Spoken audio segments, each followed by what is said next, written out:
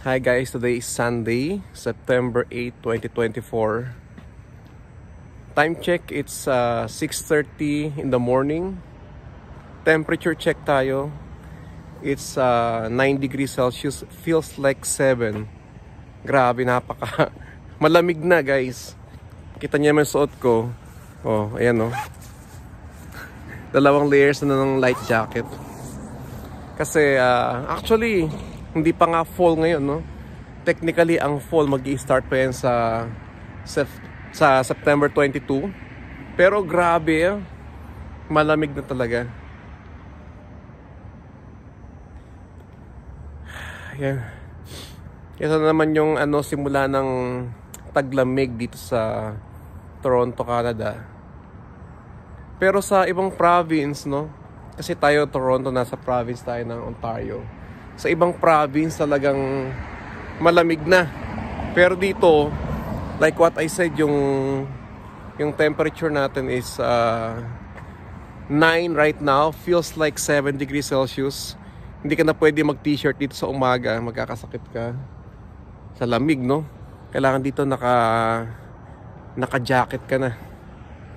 Meron na nga ako nakita iba naka winter jacket. Hindi natin sila masisi kasi may mga taong talagang lamigin, lalo na yung mga may edad na nakikita ko, di ba? Yan. Kagabi umattend nga pala kami ng event sa malapit lang dito sa amin sa Scarborough Town Center. Ipapakita ko sa vlog mamaya yun. Umattend tayo ng Ube Festival, Ube Wonderland. It's a Filipino festival. So ibig sabihin, may mga event pang ganyan. Technically summer pa. Pero grabe kagabi, sobrang lamig. Kaya kailangan talaga naka-hat ka na, naka-jacket. Pero grabe ang saya. Lalo na yung mga kids. Papakita ko sa vlog mamaya yun. So ito yung paligid natin ngayon, tahimik. It's Sunday. Ang kagandahan dito sa tinitirahan natin, hindi siya malayo sa bus stop. Mga 2 minutes walk lang, nasa bus stop ka na. So panalo, di ba? Hindi ka mukha ng dati namin tinitirahan na pagka malamig ang panahon, mahirap kasi lalakad ka pa ng 5 to 10 minutes. Sa tinitira namin, like 2 minutes walk lang. O parang 1 minute lang nga pagka baba mo ng apartment. Andiyan na yung bus stop, so walang kahirap-hirap. Kahit na mag-winter storm yan, walang problema. Kasi doon ka lang sa sa malapit sa bus stop. Ayan, ganyan lang ang buhay dito sa sa Toronto, Canada. Kapag taglamig, ayan, mga nakasiksik sa sa mga waiting shed, waiting for the bus. Pero pagka naman nasa train ka na, wala nang problema. May mga heater naman yan. Meron pa nga ako nakitang ibang waiting shed, especially sa bandang bandang west. Magpunta ako doon. May mga heater yung waiting shed nila, which is good. 'Di ba? Kahit nag-iintay ka sa bus stop, may heater, especially pag may mga kasama kang bata. Yan. So this is Toronto, Okay, simula na naman tayo ng trabaho. Alas 8 hanggang 4:30. Yun naman ang ating regular routine sa trabaho. I always work like 8 o'clock in the morning. Tapos magtatapos alas 4:30. Tapos pagka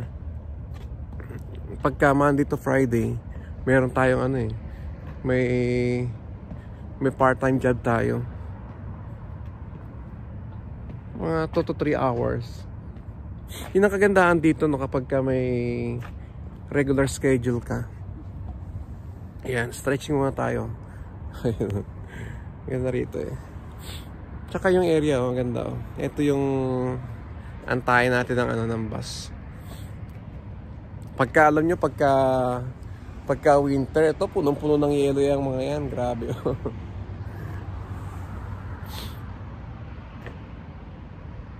Tapos, yung iba gusto rito nagbabike. Kung wala kang sariling bike, pwede rin naman no, magre-rent ka. Ayun, may mga bike dito. Turo ko sa inyo. Kung gusto nyo magbike. Pero syempre magbabayad ka. Ganoon naman dito. Karamihan sa mga kanto-kanto dito. Kasi sabi nga yung mga tao dito mahilig sa mga healthy living no. O ayan no. Yun no. May mga ayan bike. Rerentahan mo lang yan. Tapos ano mo rito yung yung debit card mo. Kung gusto mo 1 day pass ka. Kung gusto mo ilang hours lang scan mo lang yung debit card mo. Tapos makapagbabike ka na. Di ba ang ganda rito ng waiting shed Yung waiting shed dito may solar panel. Ayun laki, di ba? Tapos pwede ka pa mag-charge dito ng telepono. May mga charger dito. Di ba? Tapos may pa. May water fountain pa. Ganyan kaganda mga waiting shed dito. Kompleto. Di ba?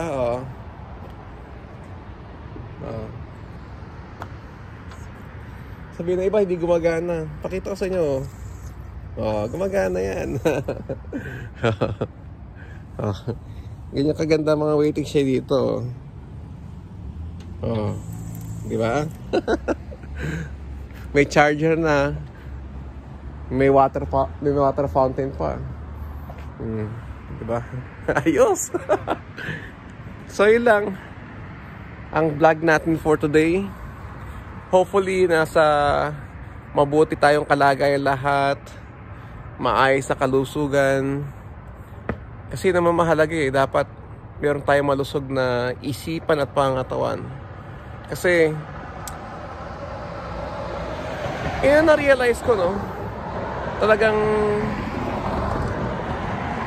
iba talaga kapag may malusog na pangatawan, kaya iba talaga nag-i-invest sa health nila. Kasi kung hindi naman malusog katawan mo, puro ka trabaho, tapos pag nagkasakit ka, ala rin, di ba? Mas maganda yung let's balance everything, trabaho, kalusugan, pamilya. Yan lang. Life is short, so we have to enjoy everything, no? Iwasan natin yung puro reklamo sa buhay. I-enjoy na lang natin kung anong meron tayo. Tapos kung anong kakulangan, tayo na mag-adjust. May mga nagtatanong nga talagang maganda pa rin sa Canada. Sabi ko maganda pa rin dito. Overall, in general, dito yung safety mararamdaman mo. Tapos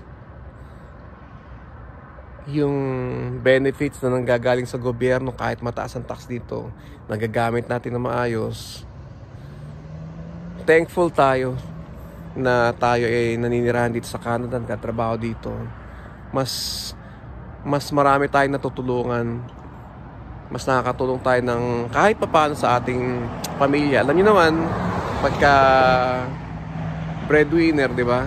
Tsaka isa pa nga pala, saludo tayo sa mga rito, mga kabayan natin na international student. Talagang kasi marami tayong mga katrabaho na international student. Talagang nakikita ko yung struggle, nakikita ko yung talagang tibay ng loob, hindi sumusuko. Alam niyo ba, nag-aaral sa umaga, nagtatrabaho sa gabi, tapos pamilyadong tao, nagkapadala pa sa Pilipinas. Grabe. Siguro kung dumating ako dito as international student, siguro mahihirapan din ako Pero kakayanin. Alam niyo naman, ganyan tayo mga Pilipino, kahit mahirap ang sitwasyon, mahirap ang trabaho, talagang hindi tayo susuko. Basta tayo may pangarap para sa pamilya